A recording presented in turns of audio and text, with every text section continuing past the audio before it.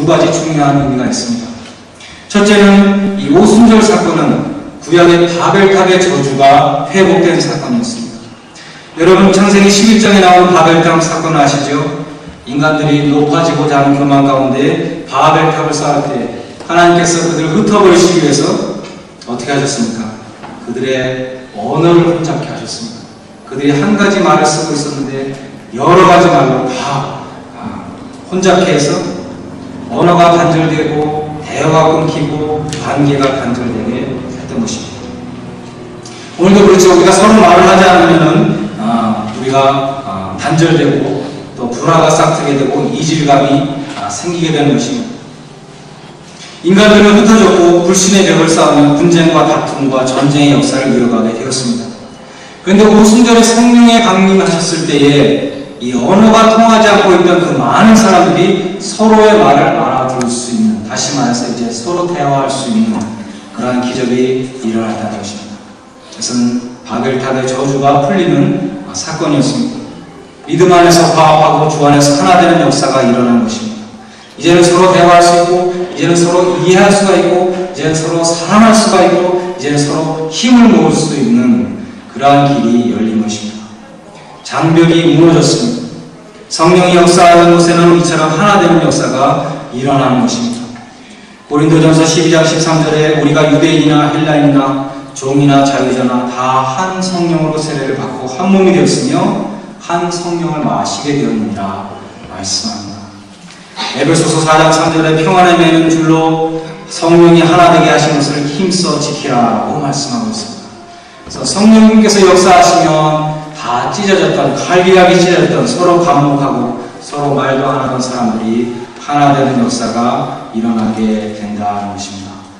그래서 오늘 우리 연합 새벽 예배 때 우리가 이렇게 같이 모여서 예배를 드리게 될 수 있었던 것도 아무도 교회마다 반대하는 교회가 하나도 없고 다 우리가 기쁜 마음으로 함께 예배 드릴 수 있었던 것도 그것은 성령님의 감동하심으로 가능했다고 우리는 믿는 것입니다.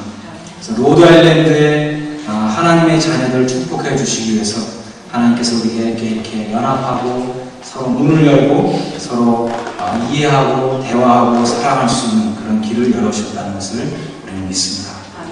두 번째로 성령을 믿는 이 성령을 받은 사람들이 외국어로 방언했다는 것은 그들에게 선교의 사명이 주어졌다는 것을 말씀합니다. 왜 방언을 주셨는가? 성령을 받은 자는 끝까지 이르러 증인이 되라 하신 그 명령의 재확인입니다. 가서 각 나라 족속들에게 복음을 전하라는 것입니다. 그래서 이 각 나라 족속으로 방언을 다 할 수 있게 되었다는 것입니다. 아버지께서 나를 보낸 것 같이 나도 너희를 보낸다는 약속의 성취였습니다. 성령을 받은 사람들이 마치 술 취한 사람들처럼 막 자식거라면서 각 나라의 말로 말했다는 것은 하나님은 만 백성의 아버지시오 예수는 만왕의 왕이 되심을 선포한 것입니다. 마지막으로 이 사람들이 방언으로 무슨 말을 했습니까?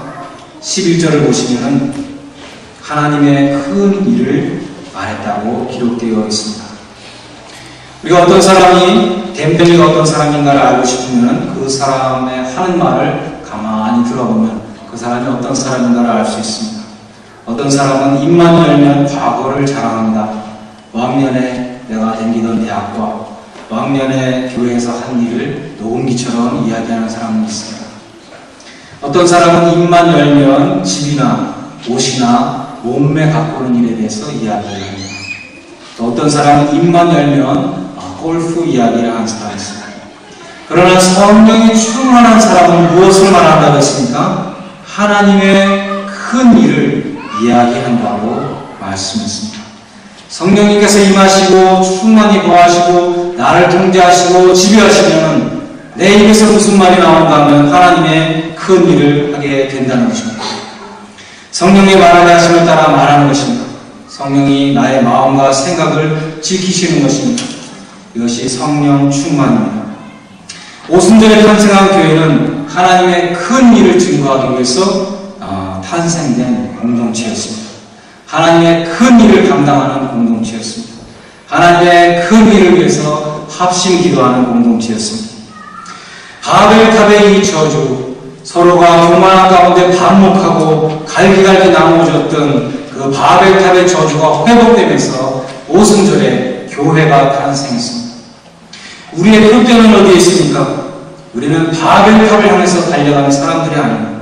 이 높아지고자 하는 교만함 가운데 서로 나누는 그런 저주 가운데 살아가는 사람들이 더 이상 아닌 것입니다. 우리의 표대는 성령이 하나 되게 하신 교회인 것입니다. 하나 되게 하시는 이 성령께서 우리 가운데 충만하게 임하시기를 바랍니다. 이 로드아일랜드 땅에 하나 되게 하시는 성령께서 충만히 임하시기를 주님의 이름으로 간절히 축원합니다. 기도하겠습니다. 오순절 다락방에서 기도하고 있던 이 120문도에게 성령으로 세례를 베풀어 주신 주님, 우리에게도 성령의 충만한 역사로 임하여 주시기를 간구합니다. 우리들의 더러운 죄악들도 태워주시고 또 우리들에게 막혀있는 이런 서로 간에 막혀있는 담을 풀어주시고 또한 하나님 아버지 우리 가운데 반목과 갈등도 사라지게 해주시고 우리 가운데 있는 상처들도 치유되게 하여 주시옵소서. 교회들마다 성령의 멜로디로 하나 되게 하여 주시고 교회들마다 반목과 갈등과 상처가 치유되게 하여 주시옵소서. 성령의 바람으로 잠자는 심령들이 깨어지게 하여 주시고 막힌 입이 뚫어지게 하여 주시며 복음을 담대히 전하며 하나님의 큰 일을 이야기할 수 있는 성령의 사람들이 다 될 수 있도록 복을 내려 주시옵소서. 예수님의 이름으로 기도드려옵나이다. 아멘.